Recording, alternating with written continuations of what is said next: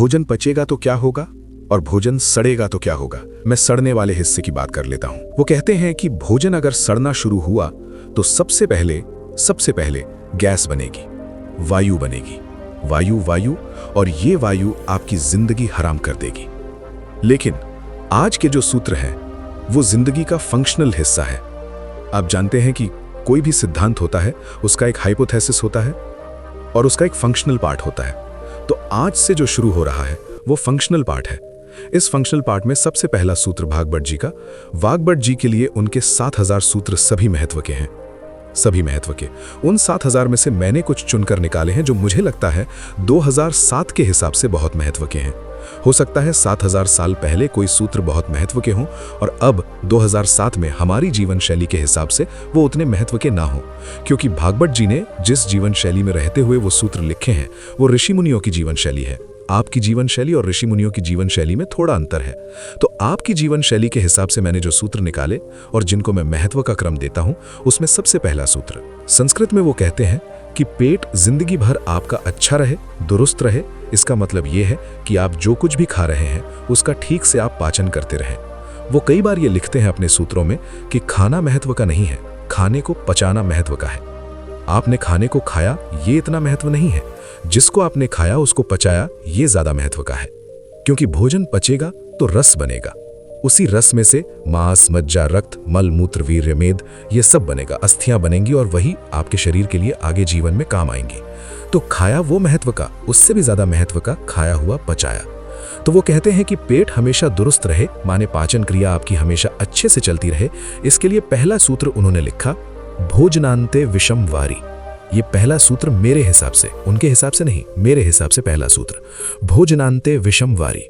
इसका सीधा सा अर्थ है भोजन के अंत में पानी पीना विष पीने के बराबर है। सूत्र ये, भोजनान्ते। भोजनान्ते आप जानते हैं संस्कृत में मिलाकर कहने की परंपरा है। भोजनान्ते माने भोजन के अंत में। भोजनान्ते विषम वारी, विष समझते हैं आप, जहर। जहर जैसा क्या है? पानी। भोजन के अंत में पानी जहर के जैसा है, विष के जैसा है। ये सूत्र है। अब इसको थोड़ा व्याख्यात करता हूं ताकि समझ में आए। भोजन के अंत में पानी विष के जैसा है, ये बात वो कह रहे हैं। इसको समझना चाहिए कि क्या कह रहे हैं। सूत्र उतना ही है, समझने के लिए मैं आपको बहुत उदाहरण दूंगा ताकि आप जल्दी पता कर पाए। वाग्भट जी ने एक सूत्र में ये कहा है कि हमारा जो शरीर है, इसका जो मुख्य स्थान पेट है, इसमें एक स्थान होता है पेट के अंदर, नाभि, लेफ्ट साइड में, नाभि से थोड़ा ऊपर, जहां मेरा हाथ रखा हुआ है, इस स्थान को कहते हैं जठर।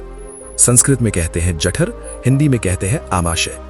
जठर, आमाशय, अंग्रेजी में चाहे तो एपिगैस्ट्रिकम। तो ये जो जठर स्थान है, भागवत जी कहते हैं कि इसमें अग्नि प्रदीप्त होती है, उसी को कहते हैं जठराग्नि। जठर अग्नि, जठराग्नि।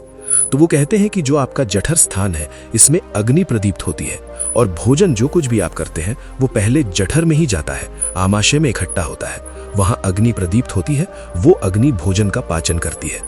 ये है महत्व की बात। अब अग्नि प्रदीप्त हुई, आपने भोजन किया, अग्नि प्रदीप्त हुई। और भागवत जी इसके लिए एक सुंदर श्लोक लिखा है, लंबा है लेकिन हिंदी में बताता हूँ। वो ये कहते हैं कि खाते ही अग्नि प्रदीप्त होती है, ऐसे ही जैसे आप बिजली के स्विच को ऑन करते ही लाइट जलती है। ये ऑटोमेटिक है, अपने आप होती है। आपने रोटी का पहला टुकड़ा मुंह में डाला और जैसे ही टुकड़े को चबाना शुरू किया, लार बनना शुरू हुआ, तुरंत अग्नि प्रदीप्त हो जाती है पहले टुकड़े में। तो ये अग्नि प्रदीप्त हुई। अब आप जो भोजन कर रहे हैं ये इस अग्नि के प्रभाव में पचेगा। तो भोजन के पचने की क्रिया में पहले भोजन रस में बदलेगा, पहले पेस्ट बनेगा, जैसे टूथपेस्ट की कंडीशन होती है वैसा बनेगा, लुगदी जैसा। फिर उसमें से रस बनेगा, फिर रस में से सब कुछ बनेगा। तो वो कहते हैं कि आपने जैसे ही भोजन किया, अग्नि प्रदीप्त हुई। अब ये अग्नि भोजन को पचा रही है और आपने भोजन पूरा करते ही पानी पी लिया, गट गट गट गट गट। तो क्या हुआ? अग्नि शांत हो जाएगी।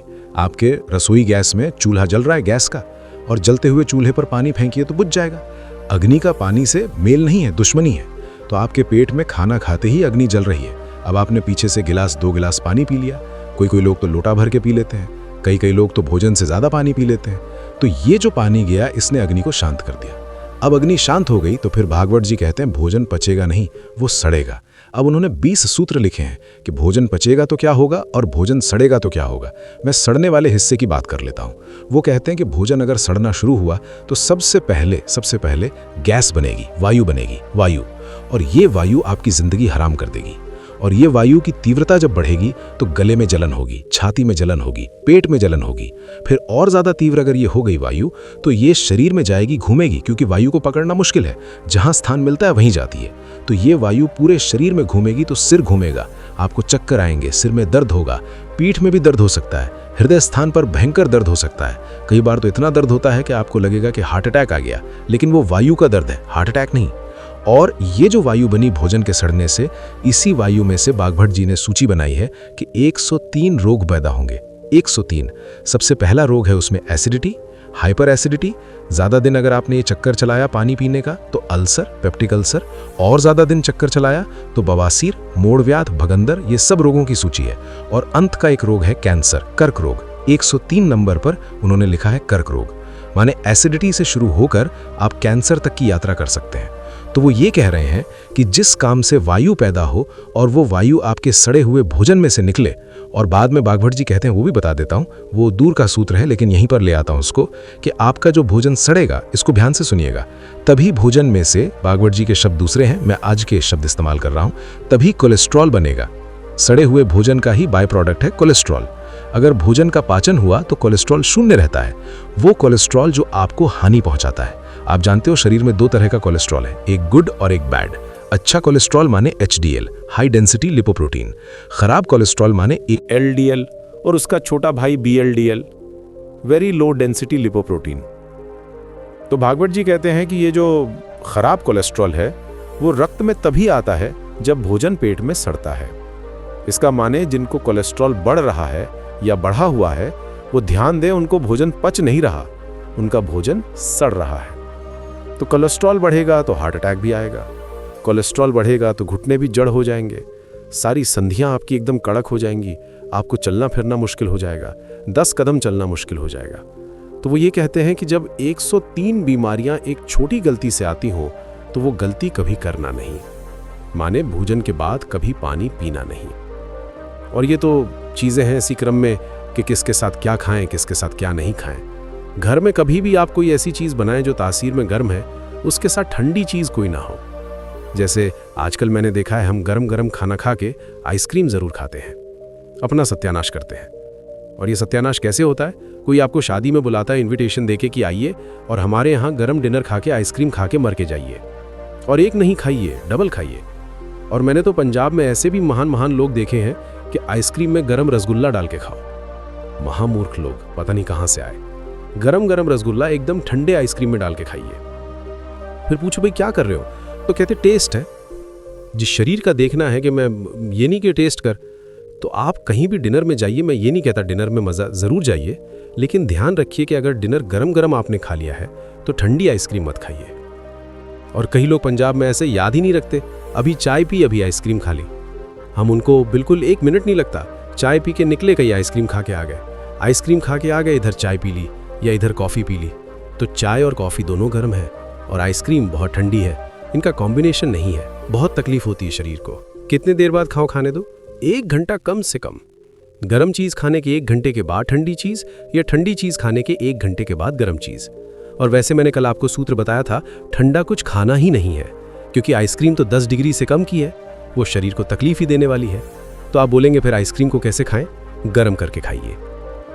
अगर आइसक्रीम खानी है तो उसको गर्म करके। मैं एक अमृतसर गया था एक बार, तो अमृतसर में एक बहुत अच्छी चीज़ शायद यहाँ भी होगी, कुल्फ़ी। ये जो कुल्फ़ी है, इसको थोड़ा गर्म करके खाइए। आइसक्रीम से बेटर है, 1000 टाइम्स बेटर है। क्यों? हाँ, रबड़ी खाइए ना, तो कुल्फ़ी वो शायद रबड़ी की ही बनाती है। खूब दूध गर्म करके रबड़ी जैसा हो जाता है, फिर कुल्फ़ी जमाते हैं, तो कुल्फ़ी को थोड़ा गर्म करेंगे तो वो रबड़ी जैसा ही हो जाता है। वो खाने लायक है। ये गर्म माइक्रोवेव में लगा सकते हैं। माइक्रोवेव से अच्छा है गैस का चूल्हा। तो आप जो है रबड़ी खाइए, आइसक्रीम छोड़ दीजिए, कुल्फ़ी पे आ जाइए और कुल्फ़ी को हल्का गर्म करके खाइए। वो आपके लिए बहुत मुफीद है। कारण एक ये है कि आइसक्रीम में जितने केमिकल्स हैं, कुल्फ़ी में एक भी नहीं है। कुल्फ़ी में दूध ही दूध है, वो भी अच्छे से गर्म किया हुआ है, बस उसको ज़्यादा ठंडा कर दिया तो वो जम गया है। आप उसका ठंडापन निकाल के खा लीजिए और करके खा। हाँ, और नहीं तो एक आखिरी ऑप्शन बताता हूँ, खाना ही है आपको, तो मेरा ये कहना है कि उसको सलीके से खाइए। जैसे आप कुल्फ़ी खा रहे हैं ना, तो उसका तरीका ये है कि पहले उसको मुंह में रखिए थोड़ी देर, कुल्फ़ी का टुकड़ा काट के मुंह में रखिए और उसको घुमाइए, तो जो लार है वो उसको अपने आप गम कर देगी। जब हल्की गम हो जाए फिर अंदर ले जाइए। ये लास्ट ऑप्शन है। जब खानी ही है तो मेरी बात तो मानिए, उसको गर्म करके खाइए। खानी ही है तो थोड़ी देर मुंह में रखिए, उसको घुमाइए, थोड़ी लार से वो गर्म हो जाएगी। दोस्तों, सबसे पहले तो चैनल सब्सक्राइब करें, फिर लाइक, कमेंट और शेयर करें।